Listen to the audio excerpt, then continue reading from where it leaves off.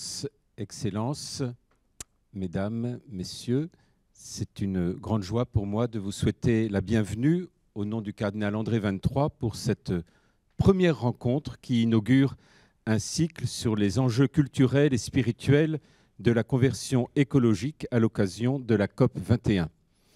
Cette première rencontre sera suivie de 4 autres grandes rencontres dont vous avez reçu les dates, c'est en entrant dans cet auditorium. Et je voudrais particulièrement souligner celle du 17 novembre, le Christ et Lumière, avec le cardinal Angelo Scola. Le 24 novembre, la nature et l'homme à l'image de Dieu, avec sa grâce Nicolas Holtmann, évêque de Salisbury. Une spiritualité de l'écologie, le mardi 1er décembre, avec sa sainteté Bartholoméos Ier. Et pour clôturer ce cycle, quel message commun pour la protection de la création, le lundi 7 décembre, avec M. Abdenour Bidar, M. Raïm Korsia, grand rabbin de France, M. Mathieu Ricard, moine bouddhiste tibétain, et le cardinal André XXIII. Donc, merci beaucoup d'être là pour cette première rencontre, et évidemment, vous êtes tout à fait invités aux rencontres suivantes. Ce soir, ce sont les enjeux institutionnels et éducatifs de la conversion écologique que nous allons principalement aborder. Et pour cela, nous sommes très heureux d'accueillir Madame Connie Hedegaard, ancienne ministre de l'Environnement du Danemark, ancienne commissaire européenne. C'est vous qui étiez aux commandes du sommet de Copenhague. Aujourd'hui, vous présidez la Fondation Cannes. Merci beaucoup d'être avec nous. Avec vous, le cardinal Rainer Marx, vous êtes président de la COMES, la commission des épiscopats de la communauté européenne, président de la conférence épiscopale allemande et archevêque de Munich. Ce n'est pas la première fois que vous intervenez au Bernardin et je vous remercie chaleureusement de cette venue aujourd'hui et j'espère des venues à venir.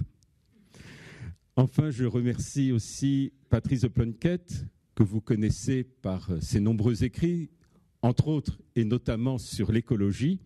Je vous remercie d'avoir accepté d'animer cette soirée et je vous laisse tout de suite la parole. Merci. Eh bien, moi, je laisse tout de suite la parole à votre éminence.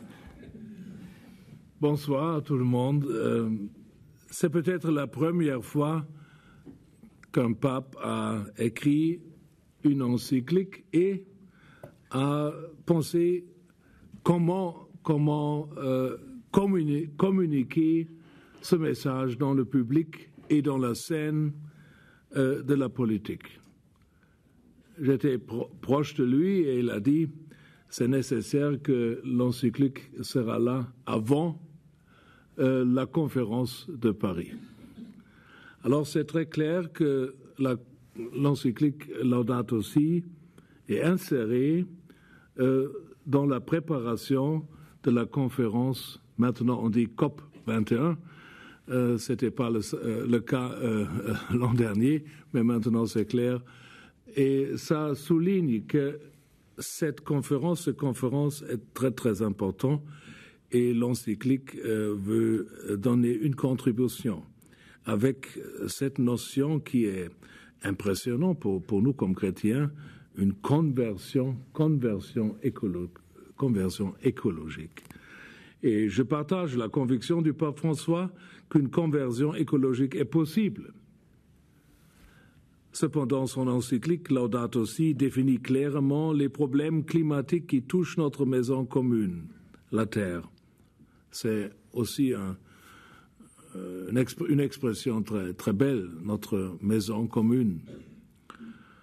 C'est la pollution de l'air, de la terre et de l'eau qui a différentes causes, l'épuisement de nos ressources naturelles qui est accompagné par une culture de l'abondance, du déchet et du stockage, la menace de l'eau potable par la pollution et la sécheresse, la perte de la biodiversité à la fois animale et végétale, le changement climatique que l'on ne peut plus nier.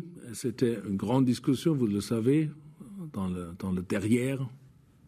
Il a pris sa décision, clairement, et qui la plupart des scientifiques en sont convaincus est le résultat de l'action humaine.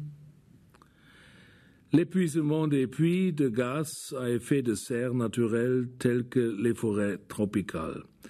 Les changements ne se limitent pas au climat, ils se manifestent aussi dans les inégalités sociales croissantes et dans le fossé toujours plus grand entre pauvres et riches. Ce sont les pauvres qui sont avant tous les plus durement touchés par les changements climatiques. Peu importe que leurs causes soient différentes, on ne peut nier qu'il existe des liens entre les problèmes environnementaux et les problèmes sociaux. Je cite l'encyclique, il n'y a pas deux crises séparées, l'une environnementale et l'autre sociale, mais une seule et complexe crise socio-environnementale.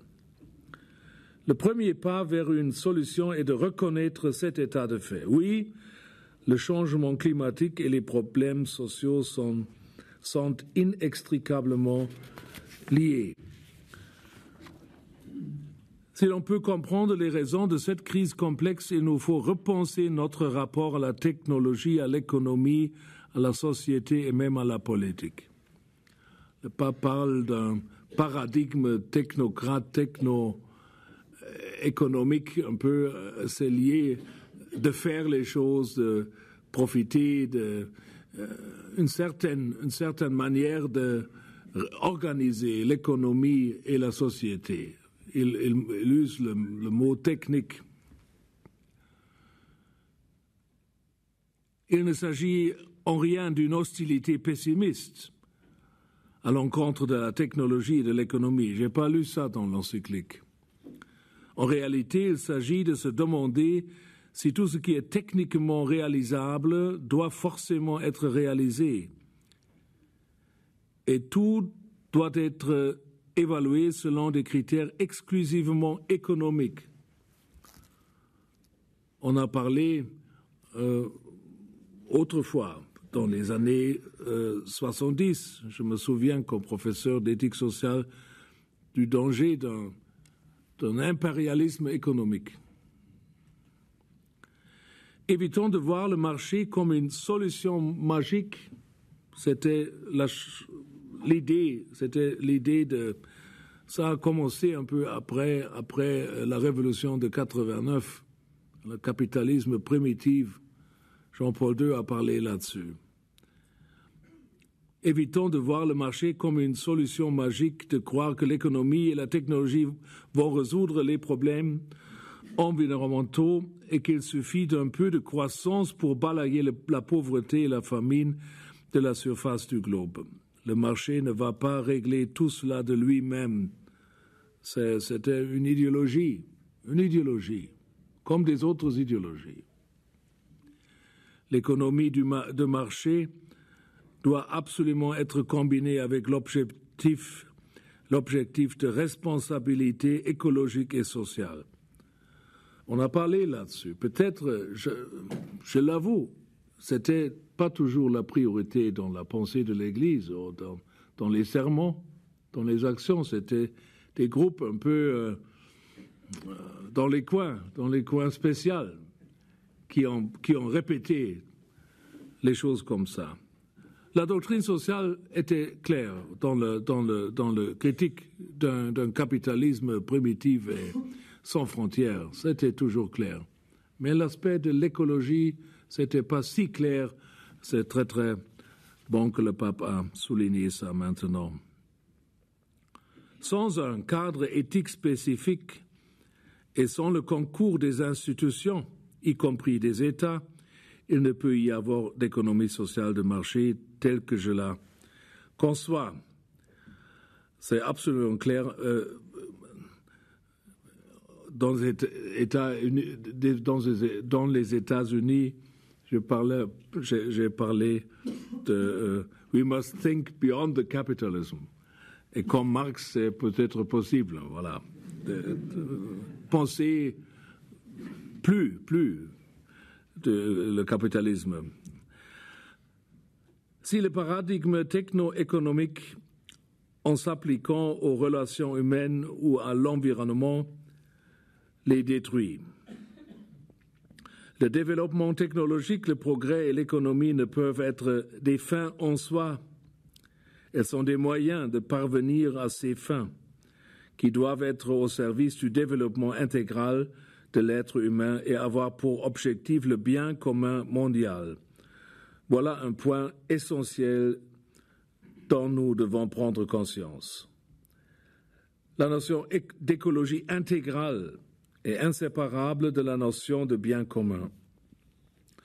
Dans notre monde globalisé, le principe du bien commun s'entend naturellement comme le bien commun mondial.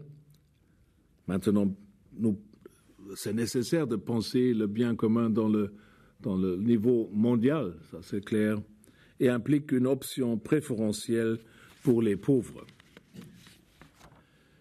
Plus question d'accepter des affirmations telles que si chacun pense à soi, il pense aussi à tout le monde. Ça, c'est pas acceptable, c'est un libéralisme primitif. Si l'on ne donne pas une chance à tous, et surtout aux plus pauvres et aux plus faibles, alors le progrès, quel qu'il soit, ne saurait être un progrès acceptable et durable. C'est aussi une notion de l'encyclique, il faut une nouvelle notion du progrès. C'est quoi le progrès? C'est quoi? Il faut redéfinir ce qu'est la vie bonne et le progrès. On ne pourra résoudre les problèmes liés à la destruction de l'environnement et l'inégalité sociale qu'en agissant tous ensemble. Mais c'est avant tout aux pays riches et développés d'agir. L'encyclique parle, et c'est un mot très, très important aussi pour la COP 21, des responsabilités diversifiées, à la fois communes mais différenciées, telles qu'établies au sommet de la Terre de Rio en 1992, obligent tout particulièrement les pays riches parce qu'ils sont au commencement de problèmes. Pas les pauvres, mais les pays riches ont fait tout cela. Ce sont eux qui, par le passé, ont contribué majoritairement à l'augmentation des gaz à effet de serre et au pillage écologique, accumulant ainsi une dette écologique, une autre notion très importante, une dette écologique envers les pays les plus pauvres. Pour le bien des pays les plus pauvres et des économies émergentes du Sud, nous devons prendre conscience que les modes de vie et les modèles économiques qui prévalent dans nos pays de l'hémisphère nord ne peuvent ni se pérenniser, ni constituer un objectif généralisé sans que la planète ne soit davantage détruite. Mais ça veut dire quoi?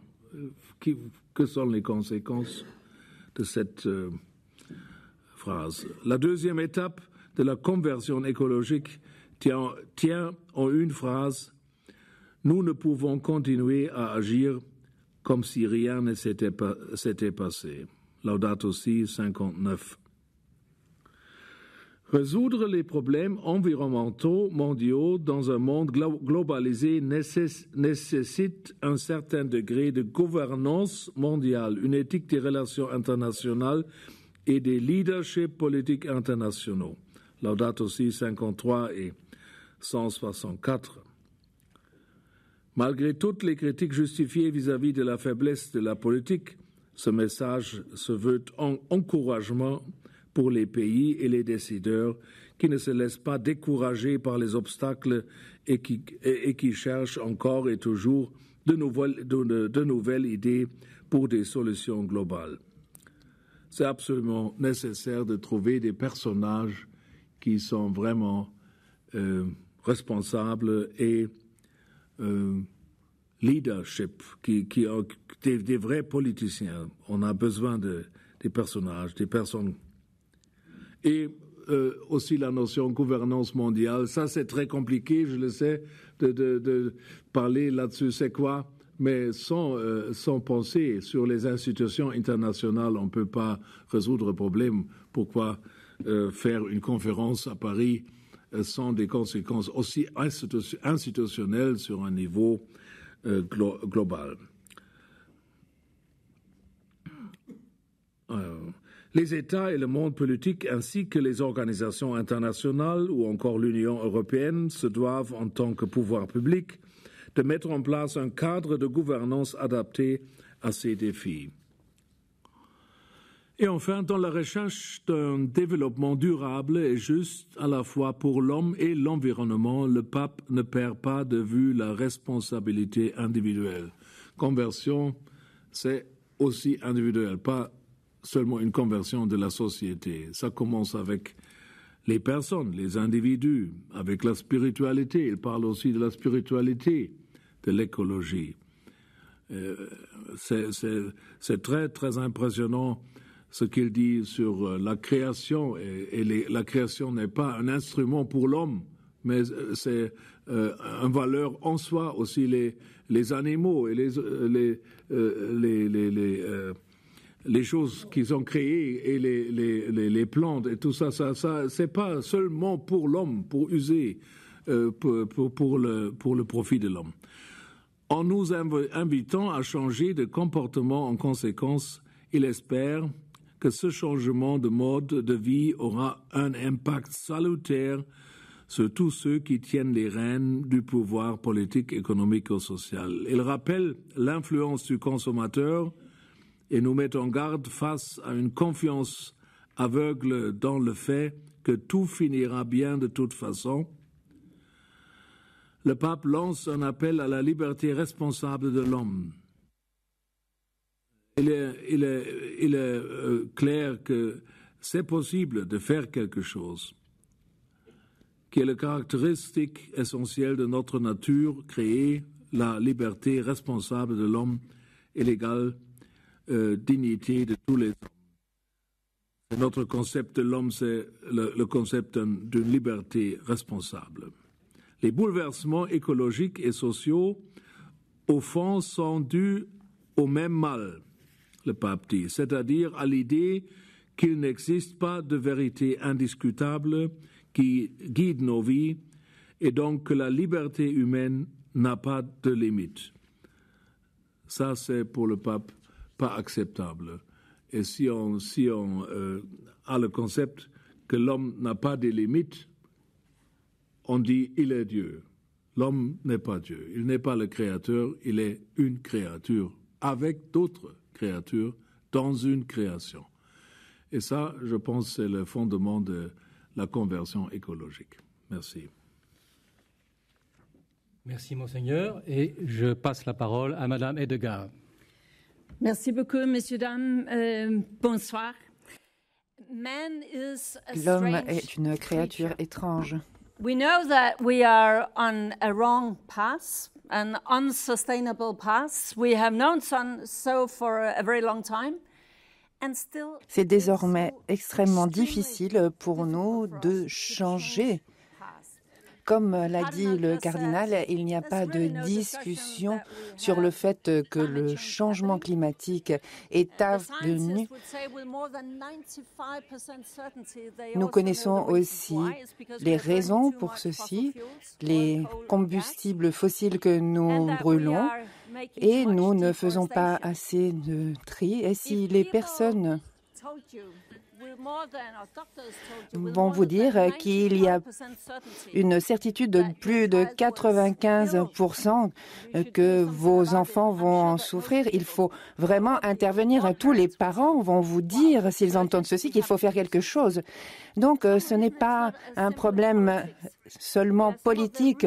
Nous devons vraiment faire un changement rapide. Nous ne devons pas continuer les choses telles que nous les faisons maintenant. Nous pensons que si nous continuons à travailler comme nous l'avons fait jusqu'à maintenant, eh bien, les choses resteront telles qu'elles sont. Mais ce n'est pas vrai pour l'environnement. Si nous continuons de cette façon, nous allons vers un changement imprévu que nous n'avons pas pu planifier. Les personnes continuent à croiser leurs doigts en pensant que peut-être les choses vont s'arranger tout de suite ou toutes seules, mais nous avons déjà vu en réalité que les choses ont changé tout autour de nous.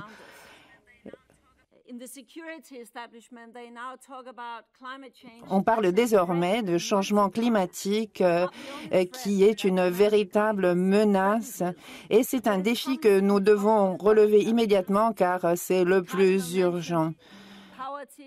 Nous voyons croître les inégalités, la pollution. Nous avons de nombreuses villes dans le monde entier et qui sont pratiquement noyées dans la pollution et les limites normales, qu'il s'agisse de stocks de poissons ou de pollution, sont dépassées et en même temps, nous avons une population mondiale qui continue à croître et qui veut vivre une belle vie. Nous pensons que nous aurons ainsi un développement harmonieux, mais ce n'est pas comme ça. Mais je vais vous donner un exemple sur la façon dont ces défis et ces changements sont en train d'affecter notre vie. Il semble qu'il y ait un lien entre le changement climatique et ce que nous voyons en Syrie. Toutefois, c'est la situation en réalité. Nous avons une étude qui sortira au printemps, très importante, qui nous dit qu'en 2007, la Syrie a été frappée par une sécheresse très grave qui s'est poursuivie en 2008, 2009 et 2010. Et elle est devenue tellement grave qu'à un certain moment, 1,5 million de Syriens ont dû fuir les zones rurales de la Syrie pour se rendre dans les villes. Et les villes avaient déjà des défis énormes à relever avec le régime autoritaire, et avec l'Irak, les réfugiés qui venaient d'Irak. Donc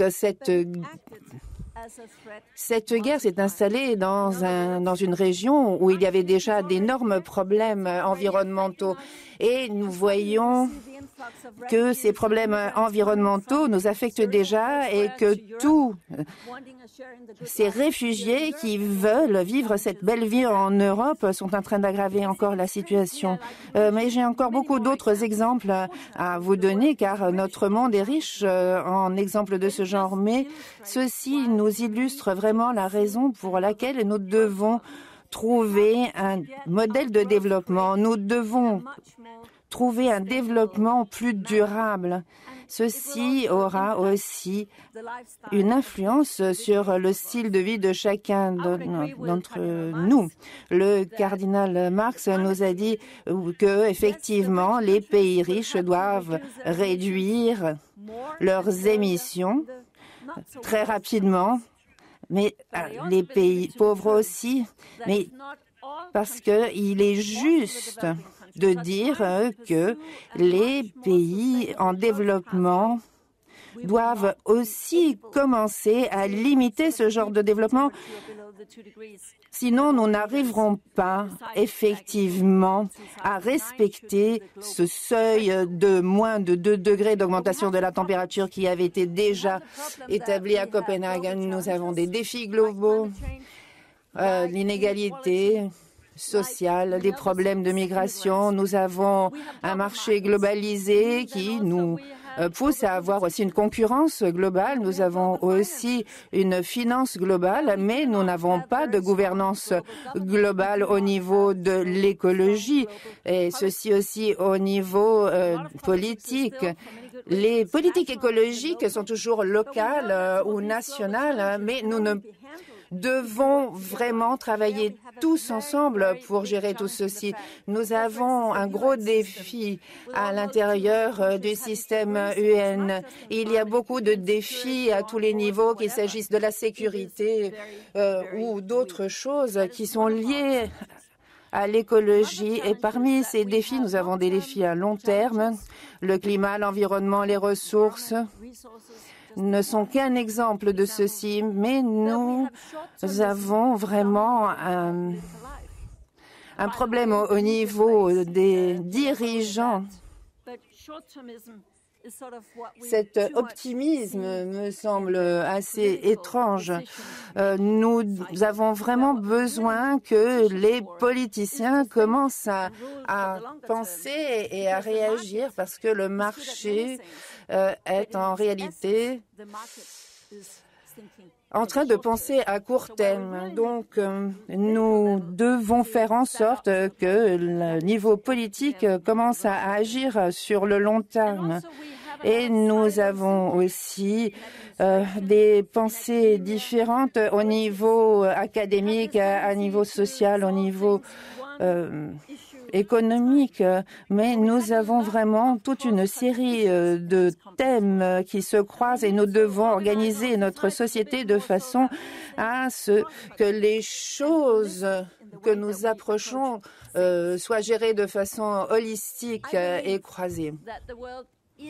Je crois que le monde commence à recevoir ce message et commence à travailler ensemble. Et j'espère que Paris va effectivement montrer que ceci est en train de se passer. Plus de 150 pays ont dit au monde ce qu'ils ont l'intention de faire pour pouvoir baisser leur impact écologique. Nous avons vu que les États-Unis ont changé de position et ceci est crucial. Et naturellement, l'Europe dit qu'il s'agit d'avoir un but plus raisonnable pour pouvoir plus d'énergie renouvelable dans notre production et pour diminuer nos émissions polluantes. Il faut aussi toucher les investisseurs. Certaines banques, des institutions financières disent effectivement nous devons travailler comme ça, nous devrions abandonner les combustibles fossiles, le charbon. Je ne sais pas si l'Église est en train de suivre cet exemple du point de vue des investissements. Ceci serait vraiment un très bon signal. Effectivement, l'année dernière, globalement, plus de capacités d'énergie renouvelable ont été installées par rapport aux combustibles fossiles. Nous n'aurions jamais pensé ceci il y a 10 ans. Et je vais donc terminer en mentionnant quelque chose que je dois insérer dans toute cette équation, et c'est que nous ne pouvons pas faire ceci uniquement à travers la politique et l'économie et à travers les affaires. Nous devons aussi penser au comportement des citoyens. Donc, ce n'est pas simplement une responsabilité qui revient aux politiciens, mais c'est de ma responsabilité, de notre responsabilité au début de ce siècle où nous avons besoin de croissance pour plus de population. Nous devons vraiment changer de culture. Nous devons laisser derrière nous ces attitudes trop égoïstes. Nous devons prendre nos responsabilités. Et je crois que c'est vraiment un des messages que le pape nous a lancés et c'est un des plus importants. Nous devons utiliser des produits recyclés. Savez-vous combien d'aliments nous gâchons tous les jours? Est-ce que nous avons une idée de ces numéros? C'est un scandale dans un monde où beaucoup de personnes n'ont pas assez à manger. Nous devons être plus efficaces du point de vue énergétique, nous devons moins gâcher, nous devons réinventer ou redéfinir ce que l'on pensait être une pensée ancienne. Nous devons aller au-delà de notre propre intérêt. Nous devons être réalistes et savoir que nous vivons dans cette société où seule la quantité compte. Nous devrions nous focaliser un peu plus sur la qualité. Les politiques doivent créer le cadre, ils doivent donner les encouragements nécessaires.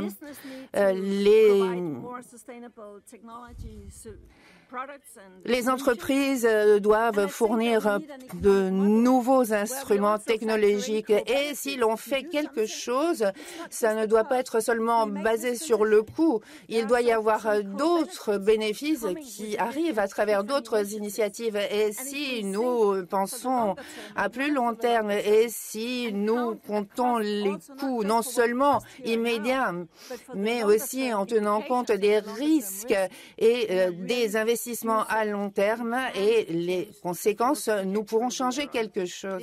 Mais à la fin, dans la société démocratique, nous, en tant que citoyens, nous avons le pouvoir de forcer les hommes politiques ainsi que les producteurs de biens de changer de chemin.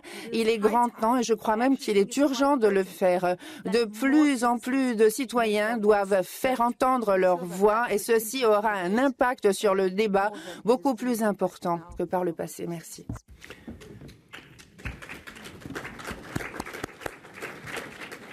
Bien, merci Madame de cet exposé. Monseigneur, j'ai vu que vous preniez beaucoup de notes. Que vous inspire ce que vient de dire Madame Hedegaard? I agree.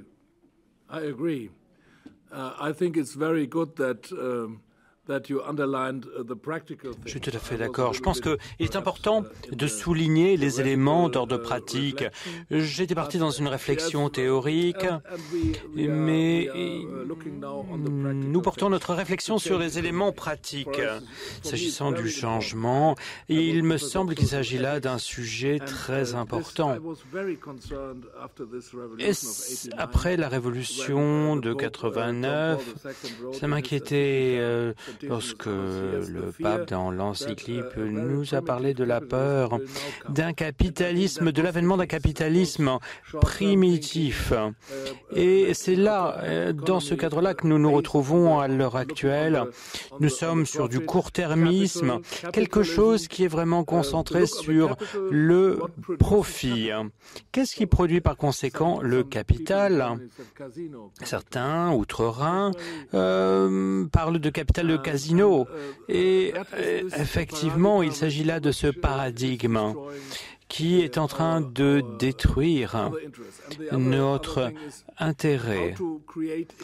Par ailleurs, comment créer une incitation, encourager les uns et les autres à aller dans une autre direction, puisque le marché n'est qu'un instrument et on ne peut décider en soi-même ce qui est bien ou bon en ce monde. Et le bien matériel, l'opportunité, ce sont effectivement une chose, mais qu'en est-il de ceux qui sont exclus du marché, les générations à venir, ceux qui ne sont pas encore entrés dans le monde du travail.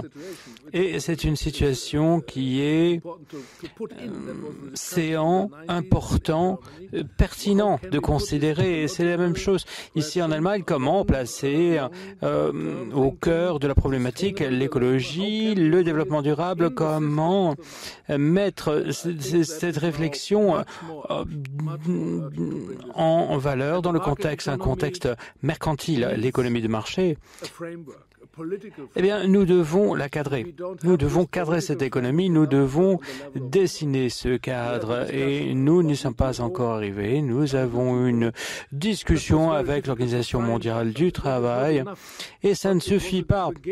Ce n'était qu'un début, mettre en place des traités pour tous, mettre en place une réflexion mondiale au niveau planétaire, mais ce fut chose difficile et nous sommes revenus à des traités bilatéraux. J'espère ainsi que cette conférence, la COP21, bien sera, permettra de créer une réflexion au niveau mondial, au sein et entre les institutions. Ce sera ici l'occasion de voir se réunir ces instruments de gouvernance mondiale. L'objectif est d'aller de l'avant en intégrant cette réflexion. Et lorsque nous souhaitons aller vers une démocratie dans le sens politique du terme, avec des élections, avec ce qu'on appelle l'opinion publique, avec l'expression des journalistes, des médias sociaux, Il s'agit là de, parfois, là aussi, pas tout le temps, mais ce n'est pas confiné aux politiques, mais nous sommes ici dans des réflexions à court terme. Et des théologiens en Allemagne disent la plus courte définition de la religion, 2 points, l'interruption. L'interruption. À savoir être silencieux, garder une distance, prendre du recul et regarder à long terme. Et être là, justement, nous sommes dans un contexte marqué par le développement. Là, l'Église réunit les uns les autres et nous dit, eh bien, ne courons pas, eh bien, prions, prenons du recul et regardons ce qui est en train de se passer. Je pense que c'est un message tout à fait important qui met en avant eh bien, cette réflexion, cette approche. Puis-je me permettre d'ajouter une observation? J'ai le sentiment véritablement que si ce débat qui se tient de par le monde. Nous avons devons décider effectivement si c'est le capitalisme ou pas le capitalisme. Et là, on revient aux années 70. Les uns les autres disent oui, gèrent l'économie, dirigent l'économie, et peuvent dire aussi non, on va vers quelque chose de plus écolo. Mais il s'agit là d'une économie de marché. Et c'est ce qu'est l'Europe. Et ce n'est pas une coïncidence si eh bien, l'Europe, plutôt que d'autres régions du monde, perçoit ces défis, ces enjeux économiques. Et il y a ici alors, ce n'est pas parce que c'est un régime extrêmement propice au climat, à l'environnement, mais je pense que, étant donné que les forces du marché sont vraiment extrêmement fortes au niveau mondial et les forces économiques sont extrêmement fortes. En effet, et les politiques sont faibles. D'autre part, il n'est par conséquent pas réaliste eh bien, de travailler avec les politiques. Mais je pense qu'il faut véritablement ajuster le tir des lacunes du marché. Ça ne sert à rien de polluer, ça ne sert à rien de perdre des ressources, ça ne coûte rien de mieux utiliser ces ressources, d'aller vers quelque chose visant à protéger l'environnement. Et il s'agit là du bien commun, comme vous avez pu le dire lors de votre première allocution, pour lancer ce débat, de corriger ici les marchés, des logiques de marché et mettre en avant le bien commun. Il doit y avoir ici un prix à payer, il doit y avoir une direction, car le marché, eh bien, ce n'est pas mauvais lorsqu'il y a de bonnes intentions, la technologie est là, le marché est bien en tant qu'effet démultiplicateur, mais justement, les acteurs du marché doivent prendre leurs responsabilités, les politiques doivent prendre les choses en main et faire ce que le marché ne fera pas automatiquement. J'en conviens. En ce qui me concerne, il y a une différence entre le capitalisme et l'économie de marché. Ce n'est pas la même chose. Elles sont étroitement liées en tant que notion. Cependant, il y a une nette différence. L'économie de marché a besoin d'un cadre économique n'est pas libre en ce sens que le marché ne peut en soi aller vers quelque chose de forcément bien. Non. Mais c'est une bonne réflexion. Le marché, oui, c'est quelque chose de bien. Je ne suis pas contre la liberté et la démocratie, la justice et l'économie de marché. Non. Pas d'idée socialiste. Non, c'est pas cela dont je parle. Je n'ai pas ici je ne suis pas séduit par le socialisme ou le penchant dans le sens des idées socialistes. Ce n'est pas ce que je suis en train de dire. Mais vous ne pouvez pas...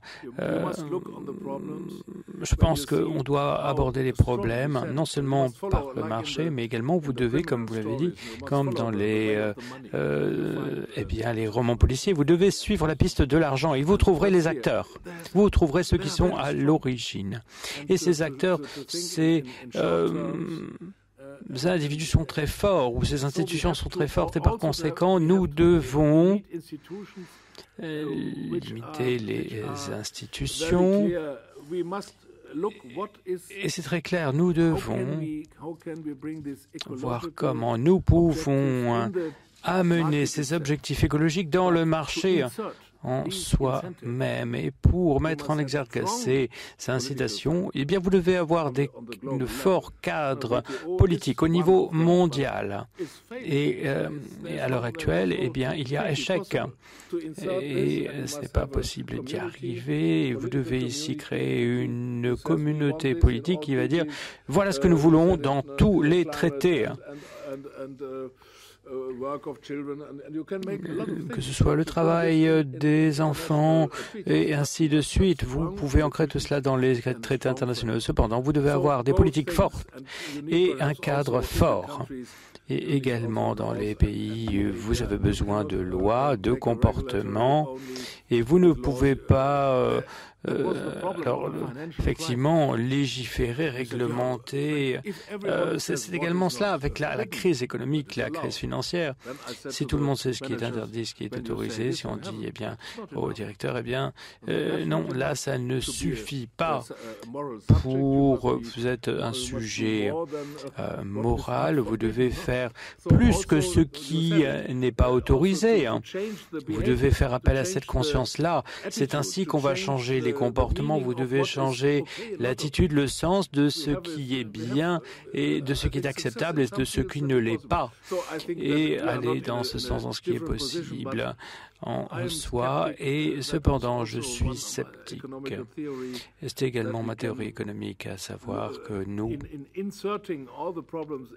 en ancrant tous les problèmes dans l'économie de marché, c'est facile. Du coup, nous n'avons pas besoin de cette dimension de défi, d'enjeu théologique, spirituel. Alors, je suis d'accord avec cela. Eh bien, j'aimerais pas vivre dans une société où tout est défini par ce que vous pouvez faire ou ce que vous n'avez pas le droit de faire, tout cela venant des politiques. C'est la raison pour laquelle il est extrêmement important de considérer le rôle de l'Église dans ce contexte. Religieusement parlant, l'Église a un langage. On parle ici de responsabilité personnelle, également de morale. Des choses qui, vis-à-vis desquelles, eh bien, se détourneront les politiques. Est-ce qu'on doit vraiment faire cela? Oui, il y aura une certaine... Ils seront timorés. Et la morale définit une manière la manière dont nous vivons, et ce que nous pouvons moralement faire ou pas. Et je pense que les différentes religions et les différents leaders, chefs religieux nous disent, eh bien, il y a autre chose que ce que vous pouvez mesurer en ce monde. Et ça, c'est très important.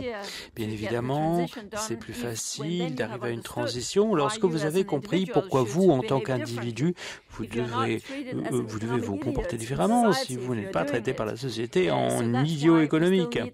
C'est la raison pour laquelle nous avons besoin d'un cadre fixé par les politiques avec, alors non seulement avec des bâtons, mais avec des carottes, et montrer au monde de l'entreprise que cela, eh bien, justement, paye de devenir plus sage quant à l'utilisation des matières premières, être plus sobre écologiquement parlant.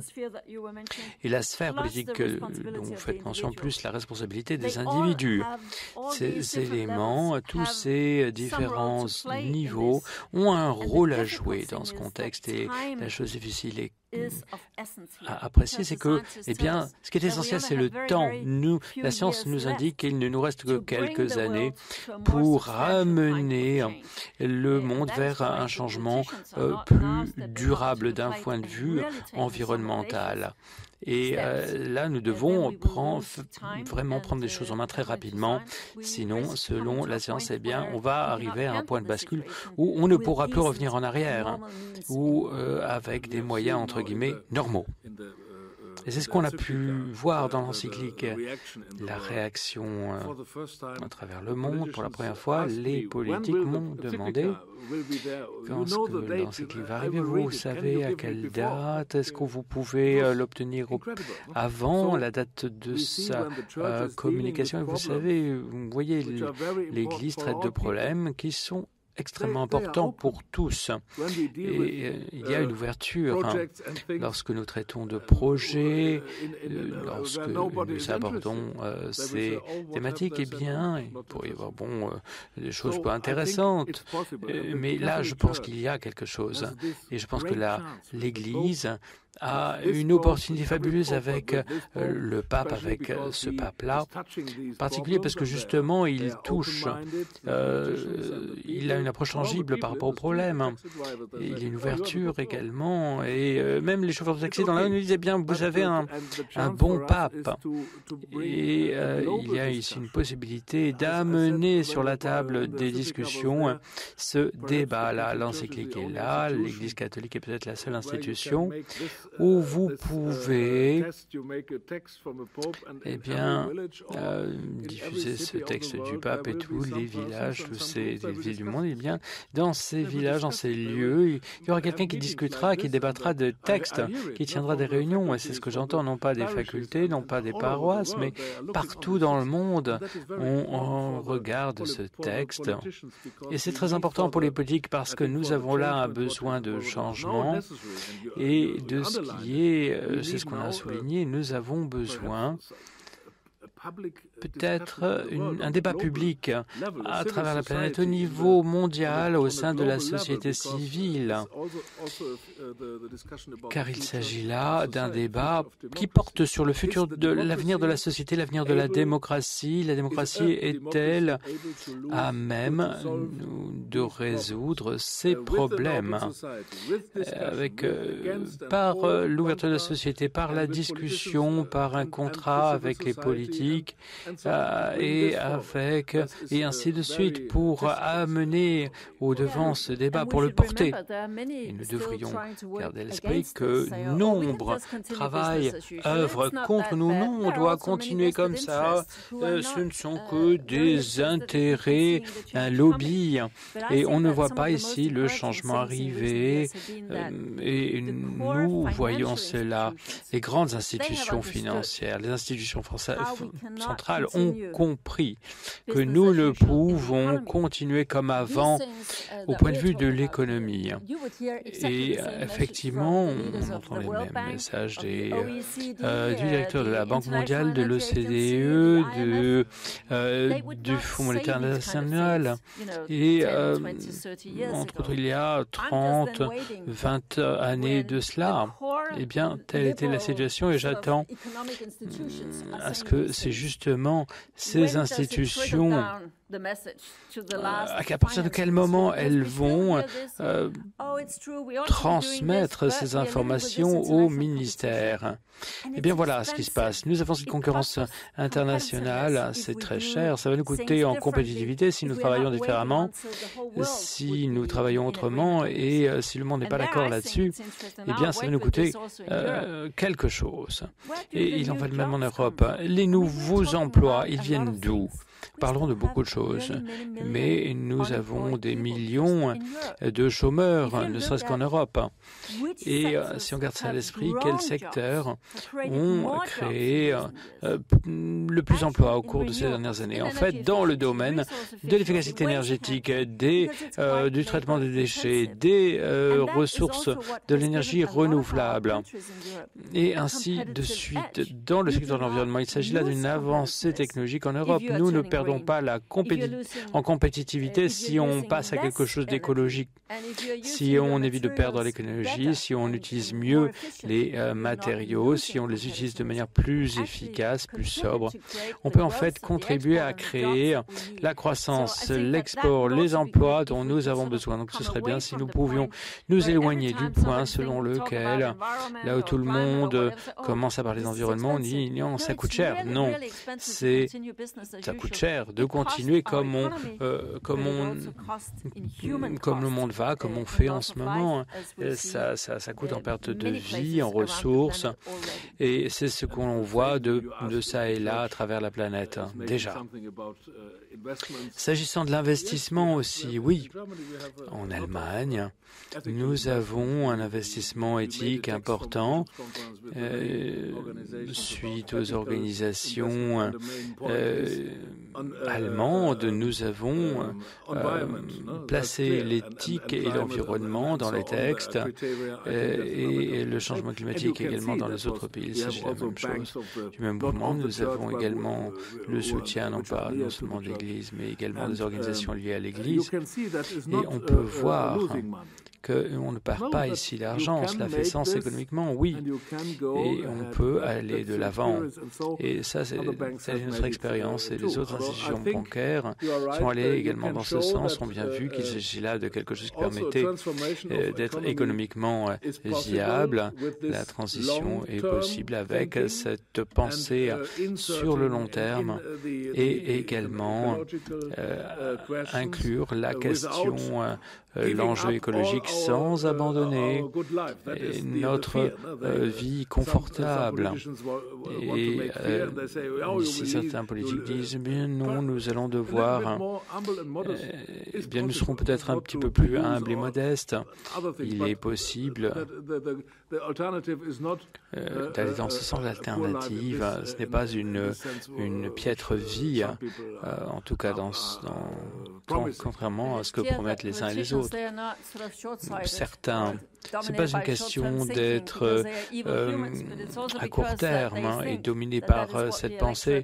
Certains pensent qu'effectivement, on va aller pour le court terme parce que c'est ce que veut l'électorat. Mais en tout cas, dans la démocratie, cela veut dire quelque chose, quelle sorte de signal pourrait venir des citoyens dans leur individualité. Est-ce que la compréhension qui va court de plus en plus est celle qui va tendre vers un changement de style de vie? Et lorsqu'on commence à exiger une autre direction de la part auprès des leaders politiques, on ne peut pas continuer comme on ne peut pas poursuivre la route qu'on poursuit à l'heure actuelle. Et il y a quelques années, effectivement, on avait 5-6 personnes. On portait la pensée sur le concept de croissance. Qu'est-ce que c'est? Il était difficile de trouver une opinion communément admise. Et à ce point de notre débat, et puis on peut se poser la question, quelle croissance? Nous en avons besoin, mais si on dit effectivement nous avons besoin de croissance, ça ne suffit pas. Quelle sorte de croissance souhaite-t-on?